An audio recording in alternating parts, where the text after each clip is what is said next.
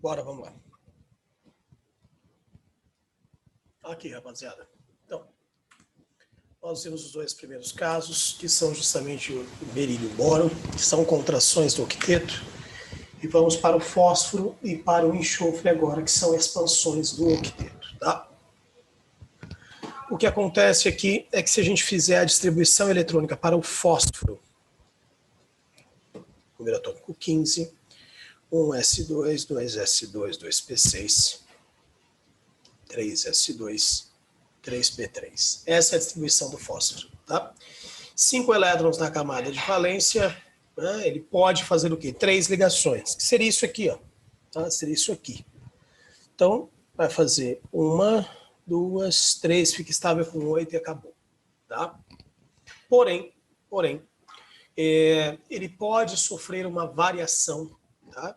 E estabilizar-se com um número de elétrons maior, tá? Como? Ele pode sofrer uma variação e se estabilizar com 10 elétrons na camada de valência. Como?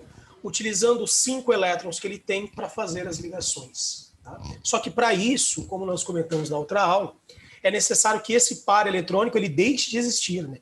Porque para que ele possa fazer 5 ligações, ele precisa ter 5 elétrons desemparelhados. E não é o que nós temos aqui.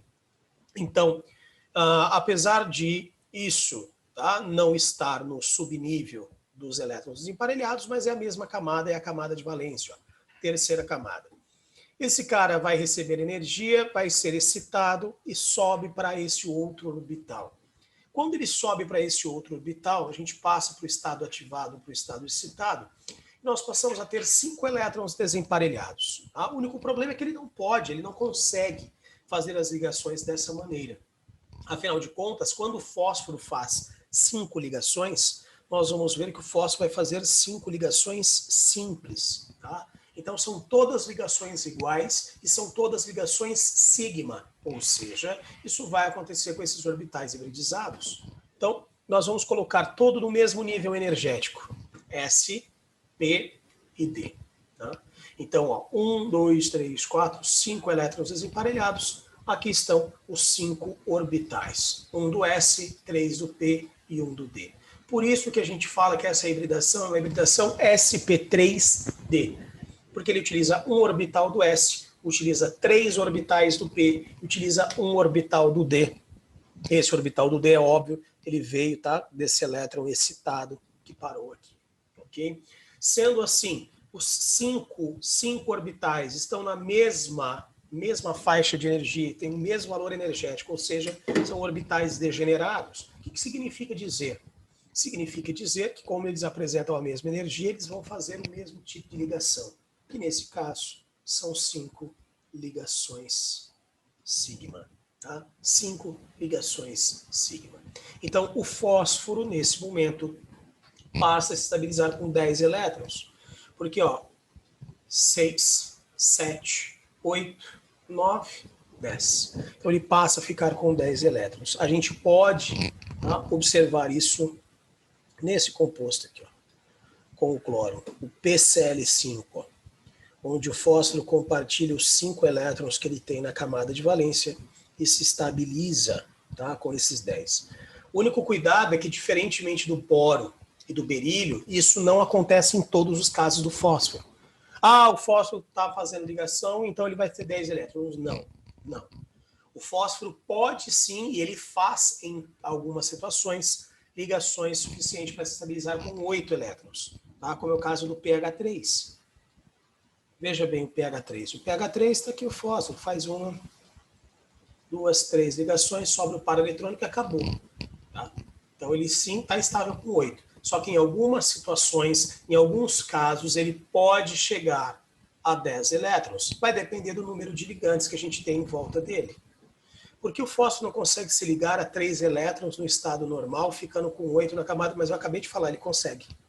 Tá? Ele consegue se ligar. Tá? Ele consegue se ligar a 3, ficando estável com 8. Tá? Aqui, ó. Esse aqui é um exemplo. Tá? Esse é um exemplo. O único problema é que isso não ocorre em todos os casos. Como eu citei para vocês, existem casos como o PCl5 e outros itens, tá? Não precisa ser necessariamente o cloro.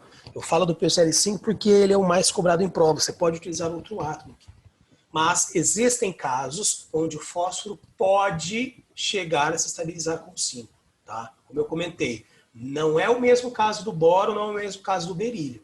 Porque o berílio não tem duas opções de elétrons para se estabilizar. O berílio se estabiliza com 4 ponto, o boro se estabiliza com 6 ponto, e o fósforo depende.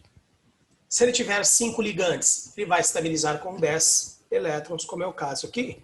Se ele tiver com esses 3 ligantes, por exemplo, ele vai se estabilizar com apenas 8. Então vai depender do número de ligantes que eu tenho em volta dele para saber quantos elétrons que ele vai utilizar e vai se estabilizar. O que nós apenas estamos mostrando aqui é como ele pode sair, teoricamente, do normal e chegar até, né, essa estabilidade com mais elétrons. Como que isso ocorre? Ocorre exatamente dessa forma. Tá? Ocorre exatamente dessa forma. Só um minutinho.